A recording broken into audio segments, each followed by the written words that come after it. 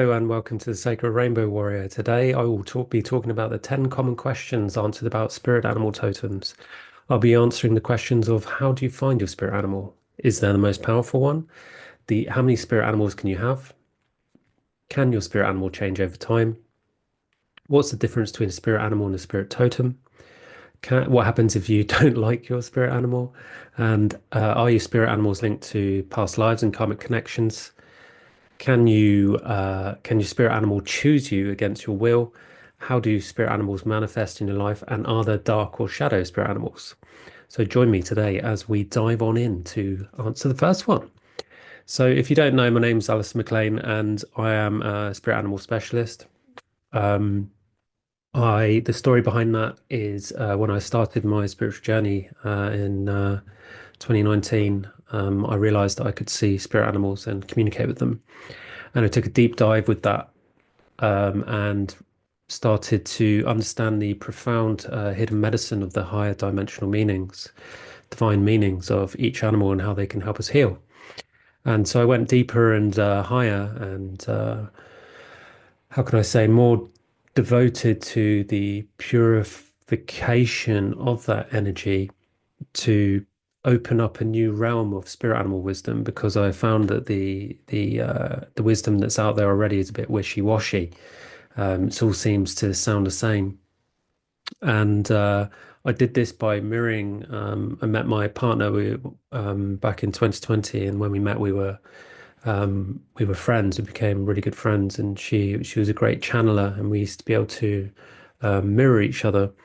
And I was this guy banging on about spirit animal wisdom, and she actually listened. And together we would channel the divine meanings, the higher meanings, higher dimensional meanings of each animal. And then we started to bring those into ceremony and started to understand how the messages and the meaning of each animal can help heal. So we're going to start with number one. How do you find your spirit animal? So there's several ways you can find your spirit animal. One of the most powerful ones is through meditation. And if you check in the link in the notes, I actually provide a free meditation with a free guide to help you find your spirit animal and offer a really good starter package, which is actually quite advanced at the same time on your heart and shadow animal on my website, thesacredrainbowwarrior.com. But another way you can find out your spirit animal is by asking yourself, what animal do you love the most? But the trick is it has to take place in a really calm sense in your body, like through meditation, where you have to focus on what comes up first. Because the problem with people trying to find their spirit animal, just as I have done many times, is we get in the way of the truth of the answer because we want something else. I've met many people who desired a certain totem, and sometimes they have judgments on totem. Like I met a woman whose main totem was a snail, and the snail is a very powerful totem. I mean, the Buddha has 108 snails on his crown, so it's a very, very powerful animal. But not many people want a snail. Most people want a panther or a wolf or a bear or something like that, something that's, big and noticeable. But each animal has its own unique power, gift, and wisdom.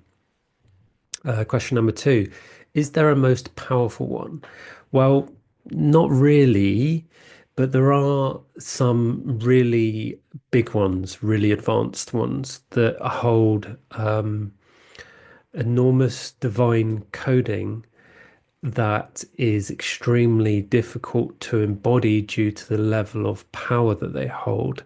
So I'll give you some common examples. Like if you're a person that is into animal oracle decks, you'll notice that there's often similar animals in there, and there's often similar ones that are missing. One of the biggest ones I find is missing, which is extremely difficult to embody due to its level of power, is the tiger. And it's because of their shadows. They have difficult shadows. And another big one is the wolf. A lot of people try to prey on the wolf, but it actually ends up preying on them because it's linked to the compliance of unconsciousness and ignorance. Another one that is extremely difficult to embody, and when I say difficult, I mean due to its level of power and love and due to the level of purity it requires, is the stag, and that's a representation of my on my channel, the Sacred Rainbow Warrior. Um, Another one is the bear. That's extremely powerful. It's very, very big. And I've got a list next to me of all of my animals, actually. I'm just looking at a few that can help inspire me that are difficult. So dragons are very big. Yeah. Stag. Oh, yeah. The common one that most people, especially people who have worked in plant medicine, they always want a panther or a jaguar. You are messing with the wrong animal. If you are desiring that animal, then there's only one reason you desire that, and that's through power consumption to try and be a shaman. And you cannot choose to have a jaguar. A jaguar chooses you, and we'll talk more about that later on. But these are just some idea of some of the big ones. But there are some really hidden innate ones, like mythological ones as well, especially dragons, which are enormous and huge. And it can take years, years of advanced ascension work to embody animals. Let's move on to question number three. The multi-totem connection. How many spirits can you have? So this is a really interesting one because when I first started out working with animal spirits, I thought that we only had two, a heart and a shadow. But since I've gone deeper with it, I've realized that there is at least five per chakra. And the reason I work that way is it's easier to work with the ascension coding of embodying who we are um, as a starseed on Earth in this body. But there are numerous more, and to try and put a number on that is like trying to put a size on how big your soul is, which is infinite.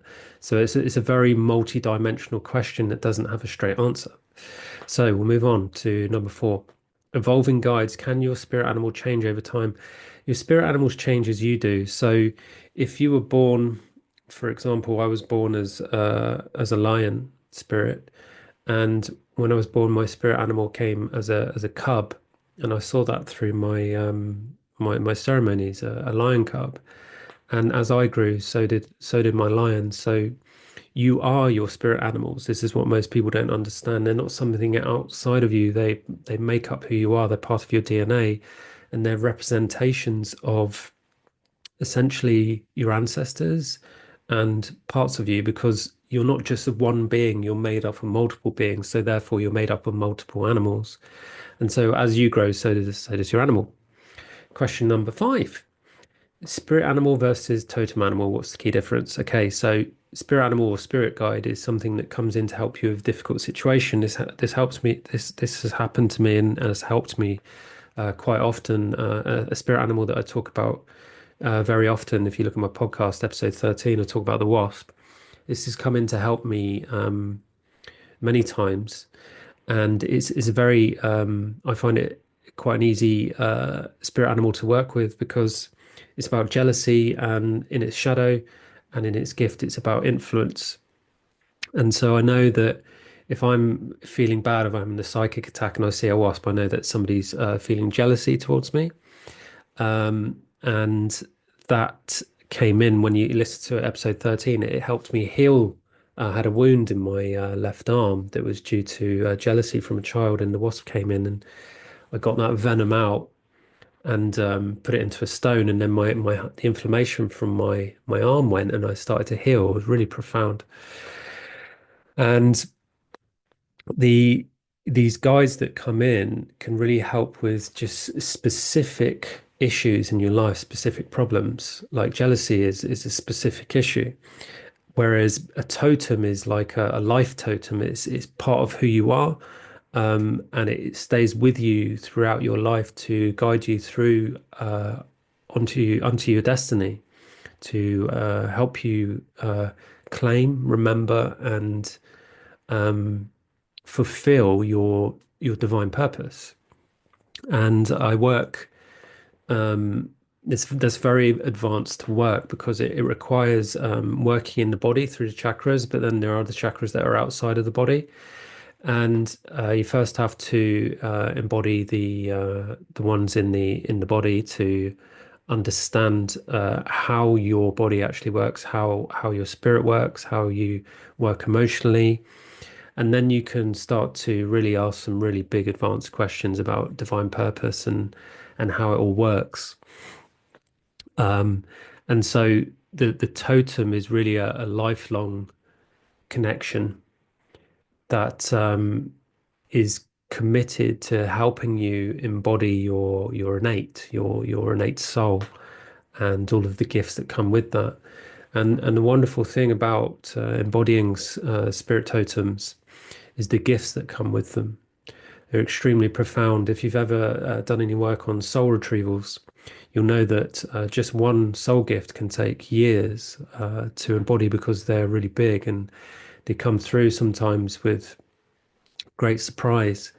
And none are greater than the soul spirit gifts of animal totems. They're enormous, absolutely enormous, and they take a lot of devotion and sacrifice to embody, but it is absolutely worth it. Let's move on to number six: rejection of a spirit animal. What if you don't like your spirit animal? So this one always makes me laugh because it's really dangerous actually to and sad to reject a spirit animal because you're essentially rejecting yourself. Now, I'll give you a good example of this. Um, I I met a man once who I did several ceremonies with, and he was a nice guy. And I told him, he asked me, not really believing me, a bit nonchalantly, not believing in my gifts or my wisdom, asked me, oh yeah, what's my spirit animal? And I felt into it, and the spirit animal came to me, and it was a dog, a certain specific type of dog. And again, people have judgments on that, like, oh, I don't want a dog, I want a wolf. And that's exactly what he did. He's like, no, it's not a dog, it's a wolf. And that is kind of not only is that a rejection of your heart, a rejection of a part of yourself is extremely volatile and self-destructive, which has so many consequences. But you then stole the power of a master totem, the wolf. And so by stealing, you steal the shadow of the animal, which is one of its shadows is compliance, which is extremely toxic. It's extremely toxic. And after that happened, he became a different man. He became very volatile, very belligerent, and he destroyed his whole life. He destroyed his marriage, his work, his land, everything, his friendships, all because he chose to side with his ego. So it's best to not reject any spirit animals. That would be my advice. Okay, number seven.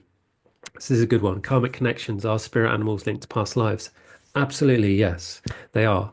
Because your spirit animals are also your ancestors. And some of them may have been different animals in past lives. Like I've gone into my innate spirit animals because we have innate spirit totems as well. And we have I won't go into too much detail about that, but I had a vision on one of my totems, which was a certain type of dragon in a past lifetime when I lived on another planet. It was a completely different animal. It had no mouth, but it had eyes and horns, and it was like like a Pokemon, like a psychic Pokemon. It looked like a yak. So yeah, they're definitely there, and that's really cool. These yeah, past lives, and because they are linked to past lives, they also carry that element of healing that needs to be done if there's any past life trauma as well. So that's one of the reasons why they stick with you and they guide you to help you heal those past wounds. And when you heal those past wounds in the animal, it actually unlocks the hidden gifts of that animal that are linked therefore to your soul. I'll give you an example. If you were lucky enough to have the jaguar as your spirit animal, and you were devoted enough to make the sacrifice of healing the shadow of judgment, you would be gifted with the gift of integrity, which is an antidote to fear. And integrity is like it's like a sword. It's like a sword of truth. And so the gifts that are bestowed through sacrifice always come through your own soul. So the gifts that you receive are unique from your own soul, and you're not gifted by the animal, you're gifted by yourself, which is represented by the energy of that animal. Because the jaguar represents integrity, but its shadow is one of its shadows is judgment. So let's move on to question number 8. Can spirit animals choose you against your will? Well, this is kind of a strange question. I would say no, but it's a bit of a multi-dimensional question because do people resist, are people resisting the spirit animals that are reflecting their weaknesses? So it's kind of linked to rejecting your spirit animal. But I think what it's trying to say is, you know, if the spirit animal is choosing you against your will, that person is probably feeling like, oh, I didn't choose you. Why are you coming to me? And I suppose that is, in a way, that's a rejection. So it's a similar question. So if you feel like it's choosing you against your will, then you're ignoring the own will of your soul. So I would say no, they can't choose you against your own will. It's just that you are ignoring your own will. Number 9, how do spirit animals manifest? So how they manifest in daily life and dreams and signs, synchronicities, direct encounters and messages. Well, every encounter with an animal, even if it's just in a movie, in a song, like this is what I talk about on my podcast to go into more depth. I tell these stories, and then in discussion, I talk more about the wisdom of the spirit animals because each story opens up a synchronicity of metaphors. And if you can read the synchronicities in a story, then you can read the synchronicities in your life. And the metaphysical meaning and symbols of spirit animals are so profound that you can understand how your day, your destiny, the movement of your life, your behavior, your relationships, everything are linked to the signs from animals. So, for example, if you s s started seeing if you started seeing, what have I been seeing recently? Like, imagine you started seeing rabbits, right? So are you seeing them because of the shadow, because you're going down too many rabbit holes, or are you trying to make your dreams come true? Or the stag, is it because you're not moving? The shadow of the stag is about stagnation or ignorance, or is it because you're of self-leadership, divine leadership? And what it's normally trying to show you is the light side, the gift. So if it, for example, in the stag, it would be leadership. If it's the lion, it would be about devotion and perseverance. If it was the crow, if you see a lot of crows, it's about co-creation, and co-creation is about working towards your goal instead of expecting it come to you. It's like meeting halfway. It's like, the fingers of God. God doesn't come to you, you come to God, and God comes to you at the same time, and you meet in the center. It's divine balance, it's divine love. So I hope that answers the question. Number 10, final question. Are there dark or shadow spirit animals? Absolutely. And this is what I find really interesting about spirit animals, because when you can understand the shadow of a spirit animal and you can acknowledge it and take responsibility for it within yourself, not only can you change your own behavior to more positive behavior, but you can heal wounds, which can unlock your DNA, heal your DNA, increase your health, your intelligence, your humor, any kind of human personality trait that is seen as a gift, you can unlock through certain animals: kindness, gentleness, humanitarian, leader, teacher, mentor, warrior, fighter, king, priest, you name it. You can unlock certain behaviors, and I'm talking about in their purity, not in the derogatory shadow sense. So I'll give you some clues, right? I'll give you some examples, sorry, not clues. So the crocodile in certain animal decks is about integration, but it's actually at its higher level, it's about divine, what's the word? I've got it written down. Divine instruction? Yeah, divine instruction. And the each animal has a light distortion and a shadow distortion because a lot of people actually hide in the light, especially matriarchal. Women hide in the light and men hide in the dark. So you have a shadow, like a dark distortion, I like to call it, and a light distortion. So I'll give you an example again, the crocodile. So the crocodile, its pure light is divine instruction. Its light distortion is damnation, which is about blaming God, blaming spirit, and it's about the damnation of your soul. And when in grounded wisdom, that means there's a blockage of shame that is unable to move through you, and it creates a damnation. And when there's a blockage, all of that shame builds up as like this toxic ego and narcissistic behavior, and it starts firing out at everyone like a blame. So that's a really difficult one to overcome. And divine instruction is the antidote to that. So the pure light is the antidote to the distorted light. So divine instruction would be to listen to your intuition, and the intuition will guide you how to unblock that. The pure deep gift is generosity, and the dark distortion of the crocodile is censorship. So generosity is not nothing to do about money. It's one thing, but it's more about the wealth of love.